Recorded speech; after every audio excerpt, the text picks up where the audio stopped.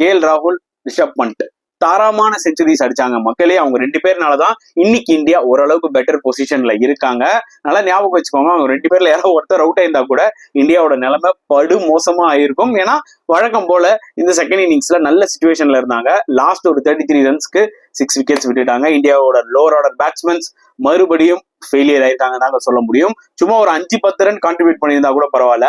Shardul Thakur S, அவர் பெருசா போலிங்ல kill use பண்ணல, அது உண்மையான ஒரு விஷயம் தான். ஆனா பேட்டிங்ல 2 ஆப்பர்ச்சுனிட்டி அவர் கிடைச்சது. 2 முறையும் ஒரே மாதிரி outside off stump flash பண்ணி கேட்ச கொடுத்துட்டு போறாரு ஸ்லிப்புக்கு. ரொம்ப டிசப்பாயிண்டிங்கா இருக்கு பார்க்க. ஸ்டில் வந்து பாத்தீங்கன்னா India have great chance to win this particular test match last டேல. இங்கிலாந்துக்கும் பாத்தீங்கன்னா ஒரு ஹோப் இருக்கும். ஏன்னா ஜென்ரலா அவங்க 4th இன்னிங்ஸ்ல இந்த மாதிரி டார்கெட் எல்லாம் சேஸ் பண்ண கண்டிப்பா ரெடியா தான் இருக்கிறாங்க. அதுல எந்த டவுட்டுமே இல்ல. என்ன நடக்க போகுது வாங்க வீடியோக்குள்ள போலாம்.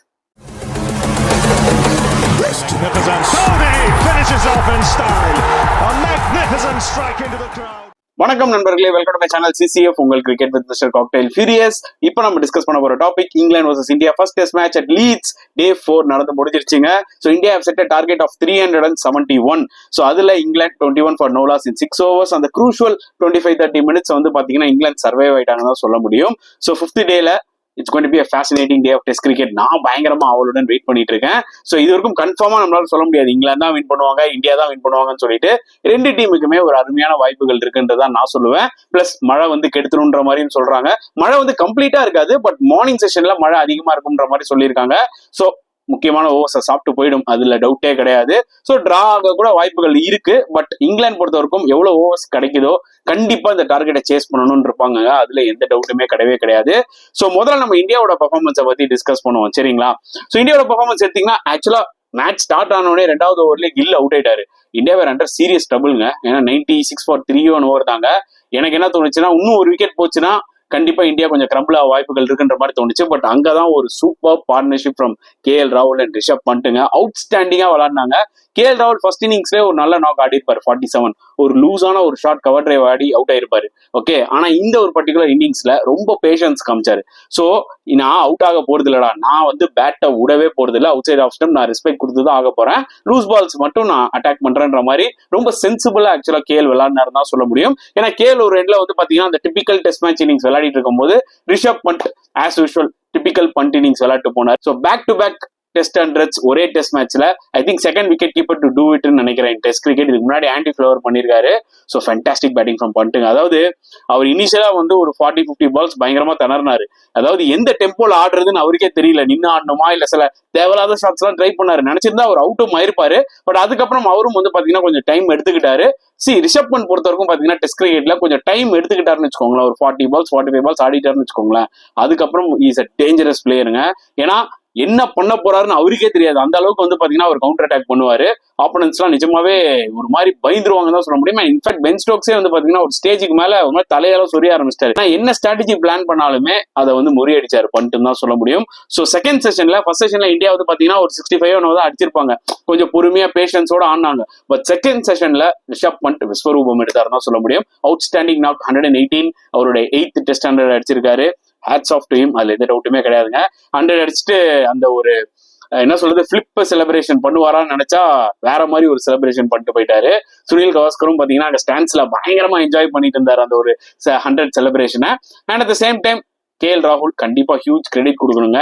அவர் ஏன் ரோல்ஸ் ராய்ஸ் அப்படின்னு சொல்லி நம்ம சீக்கா சொல்றாருன்னா இதுக்குதான். ஏன்னா அந்த அளவுக்கு ஒரு கிளாஸ் காமிச்சாரு. அவரோட 9th டெஸ்ட் 100 அடிச்சாரு. அவ்வளவு பேஷன்ஸ் காமிச்சாரு ஆக்சுவலா இந்த நாக்ல தான் சொல்ல முடியும் மக்களே.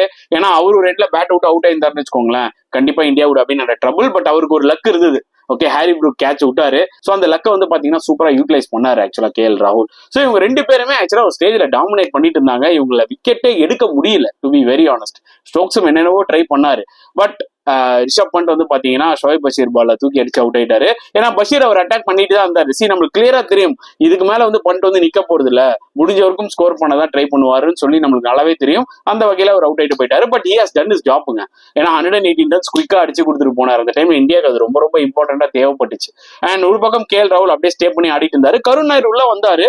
ஸோ நிறைய பால்ஸ் எடுத்துக்கிட்டாரு. 55-56 பால்ஸ் எடுத்துக்கிட்டாரு. 20 ரன்ஸ் அடிச்சாரு. நல்ல ஒரு ஆப்பர்ச்சுனிட்டி. இன்னொரு 30 ரன்ஸ் சேர்த்து ஒரு 50 அடிச்சிருக்கலாம். பட் அவரும் பாத்தீங்கன்னா காட்டன் பால் அவுட் ஆயிட்டாரு. கருண் நாயர் கிட்ட எனக்கு என்ன ரொம்ப டிசப்பாயிண்டிங்கா அந்த பர்டிகுலர் டெஸ்ட் மேட்ச்ல இருக்குன்னு பாத்தீங்கன்னா, 2 டிஸ்மிசல்ஸும் எடுத்து பார்த்துக்கோங்களேன், ஃபர்ஸ்ட் இன்னிங்ஸும் செகண்ட் இன்னிங்ஸும் எல்லாமே ஆன் த ஏர்ல ஆடிருப்பாரு. ஸோ அது வந்து பாத்தீங்கன்னா டெஸ்ட் கிரிக்கெட்ல அவர் கொஞ்சம் அவாய்ட் பண்ணணும். ஓகே, ஏன்னா நீங்க ஜஸ்ட் லைக் தட் இப்படி ஆன் த ஏர்ல ஆனீங்கன்னா டெஸ்ட் கிரிக்கெட்ல கண்டிப்பா அவுட் ஆயிடுவீங்க. எனக்கு அந்த டிஸ்மிசல்ஸ் தான் கொஞ்சம் டிசப்பாயிண்டிங்கா இருக்கு. அவர் இதே காட் பிஹைண்ட் இல்ல எல்பிடபிள்யூ போல்டோ ஏதாவது ஆயிருந்தா கூட அது வேற விஷயம். ஆனா ரொம்ப ஏர்லியரா ஆடுறாரோன்ற மாதிரி ஒரு ஃபீல் கொடுக்குது ஆக்சுவலா. ஸோ நல்ல ஒரு ஆப்பர்ச்சுனிட்டியை மறுபடியும் கருண் நாயர் கொட்ட விட்டாருன்னு தான் சொல்ல முடியும். வழக்கம் போல எப்படி ஃபர்ஸ்ட் இன்னிங்ஸ்ல வந்து பாத்தீங்கன்னா அந்த லாஸ்ட் ஒரு 6 விக்கெட் டப்பன்னு விழுந்ததோ அதே மாதிரி இந்த செகண்ட் இன்னிங்ஸ்லயும் பாத்தீங்கன்னா ஜஸ்ட் 33 ரன்ஸ்க்கு 6 விக்கெட்ஸ் விட்டாங்க. எப்ப கேஎல் ராகுல் இன்சைட் ஏஜ் ஆகி போல்ட் ஆனாரோ அப்புறம் கருண் நாயர் அவுட் ஆனாரு. அதுக்கப்புறம் டக்கு விக்கெட்ஸ் போக ஆரம்பிச்சது. So disappointing performance from the lower order batsmen தான் சொல்லி ஆகணும். 2 டீமுக்கும் மேசிவ் டிஃபரன்ஸ் இருக்கு. அந்த டீம்ல பாத்தீங்கன்னா லோவர் ஆர்டர் பேட்ஸ்மேன்ஸ் எல்லாம் கான்ட்ரிபியூட் பண்றாங்க. இங்க பாத்தீங்கன்னா 1 பால் 2 பாலுக்கு மேல தாக்கு பிடிக்க மாட்டேங்கிறாங்க. அது நிஜமாவே ரொம்ப வருத்தமா இருந்துச்சு. இன்ஃபேக்ட் ஒரு எண்ட்ல ஜடேஜா வந்து பாத்தீங்கன்னா ஸ்ட்ரைக் பண்ணிக்கிட்டு இருந்தாரு, ஓகேங்களா. அண்ட் ஷோயப் பஷீர் போடுறாரு, பிரசித் கிருஷ்ணா அந்த பாலை தூக்கி அடிச்சு அவுட் ஆறாரு. அதை ஜடேஜாவே பண்ணுவாரு. ஏன்னா ஜடேஜா இருந்தாருன்னா மேபி இன்னும் ஒரு 20 ரன்ஸ் இன்னும் கொஞ்சம் டக்கு நடிச்சு ஒரு 400 மாதிரி ரவுண்டா ஒரு டார்கெட் செட் பண்ணிருக்கலாம். எனவே இந்தியா வந்து பாத்தீங்கன்னா டே முடியறதுக்கு முன்னாடி அந்த ஒரு 5 ஓவர் போடுறதா பெட்டரான ஒரு ஆப்ஷன்.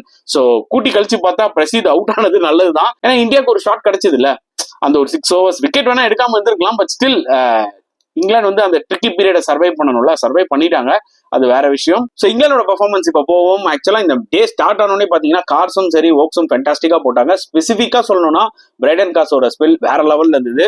ஏன்னா கில் அவுட் ஆகுனாரு. அதுக்கப்புறம் நிஜமாவே அந்த அவுட் சைட் ஆஃப் ஸ்டம்ப் காரிடோர்ல கன்சிஸ்டன்டா போட்டுட்டு இருந்தாரு தான் சொல்ல முடியும். அண்ட் அதுக்கப்புறம் ஜாஸ் டங் இனிஷியலா அந்த அளவுக்கு இம்ப்ரெசிவா இல்ல. ஃபர்ஸ்ட் இன்னிங்ஸ் தான் பண்ணார்ல, அந்த ஃபர்ஸ்ட் 14-15 ஓவர்ஸ் அந்த அளவுக்கு சொல்லிக்கிற அளவுக்கு போடல.